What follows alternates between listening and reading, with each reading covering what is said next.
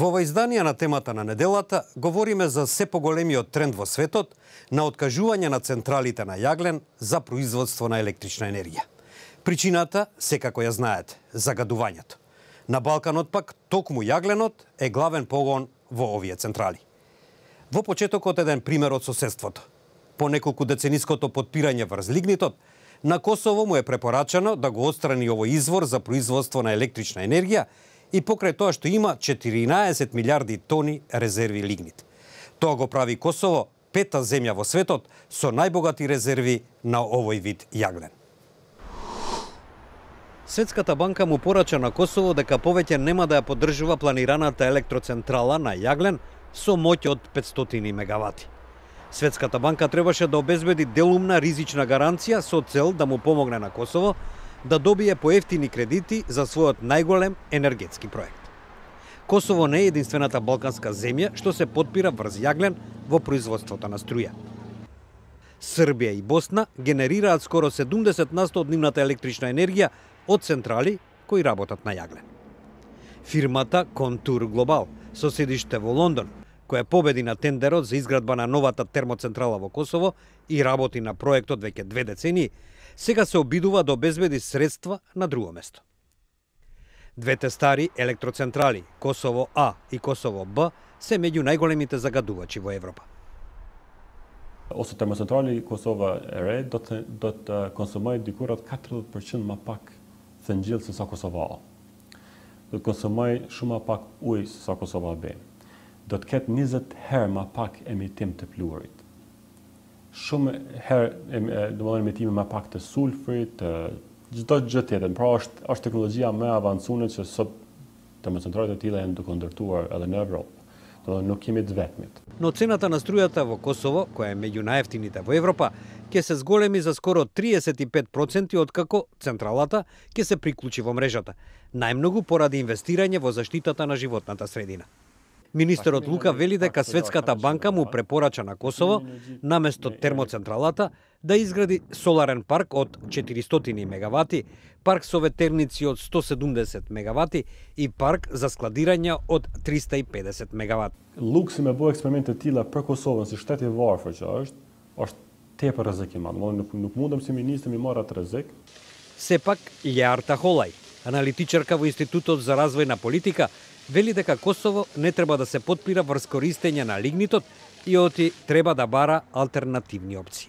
Të mos ngecemi tek ajo ideja që Shqipëria duhet të jetë me domosdoshmëria, kemi disa masa që kemi propozuar edhe atë me prioritizim, duke filluar nga investimi në eficiencë energjisë. Кој ќе победи на тендерот за изградба на електроцентралата ќе биде познато до крајот на 2018 година.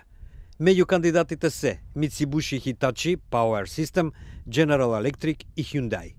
Како што продолжува дебатата за лигнитот, една локална пиварница во близина на Ѓаковица веќе инвестираше 5 милиони евра во првиот соларен парк на Косово.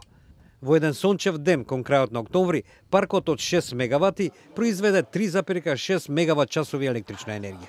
Инвеститорот Влера Деволи вели: Gjithsesi ne e shohim si alternativë të mirë të zhvillimit, duke e ditur se ne do të i përmbushim nevojat dhe kërkesat e konsumatorëve, duke e ditur se si që ka dhe më parë energjia është një problem i dukshëm.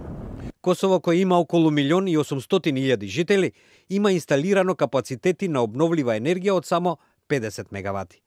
Надлежните се надеваат дека тоа ќе биде удвоено до крајот на оваа или во почетокот на следната година. И во Македонија производството на струја главно се подпира врз јагленот. Дури се планирани инвестиции за нови наоѓалишта на лигнит во земјата. Сепак, надлежните уверуваат дека истовремено се повеќе прават и напори за обезбедување струја преку алтернативни, односно обновливи извори. Во Македонија најголем дел од домашното производство на електрична енергија се подпира на термоелектраните кои користат јаглен како гориво, додека останатите количини струја се од хидроелектрани.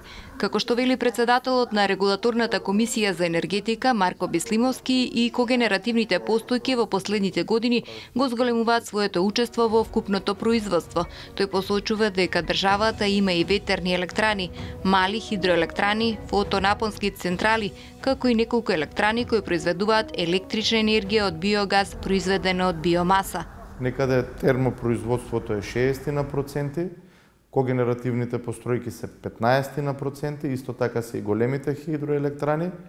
Понатака едната ветерна електрана учествува со од приближно околу, во зависност од годината, околу 2,5%, малите хидроелектрани се околу 5%. Во врска со укажувањата на енергетските експерти дека количините на јаглен се ограничени, Мислимовски вели од Иво Елем во последните одлуки за цена на регулаторната комисија за енергетика се признати нови инвестиции во нови неоѓалишта во Живојно. Тој посочува дека во наредниот период ќе бидат распишани повеќе тендери за изградба на фотонапонски електрани и за изградба на ветерни електрани, како што дополнува се очекува уште 70 мегавати во наредните 3 до 4 години да се добиваат од ветерни електрани. Инаку од вкупните потреби од електрична енергија, Македонија помеѓу 25 до 30% ги обезбедува преку увоз, а остатокот ги обезбедува од домашно производство. Мислимовски укажува дека најголем дел од производството на електрична енергија не е еколошко, со оглед на фактот што во најголем дел се произведува од јаглен. И светските трендови покажуваат дека електроцентралите кои што користат јаглен веќе се во тренд на затварање, користат, да речем, по еколошки горива, или ако не го прават тоа, тогаш се инвестираат многу инвестиции во заштита на животната средина од јагленовата прашина, што се случува исто така и во Елем. Така да, но перспективно тоа би значило зголемување на цената на произведената електрична енергија од јаглен, пред се заради воведување на нови и посериозни еколошки стандарди. Веќе подолго време има укажувања дека сонцето е обновив изловот на енергија од кој се произведува електрична енергија и не ја загадува животната средина. Мислимовски вели дека во овој момент во Македонија 17 мегавати се добиваат од фотонапонски централи, а очекувањата се наредната година да се распишат повеќе тендери и да се добиваат 200 мегавати. Нашите Facebook, Twitter и YouTube се отворени за вашите мислења во врска со тоа како да се дојде до поевтина струја, а при тоа да се зачува животната средина. Довидување.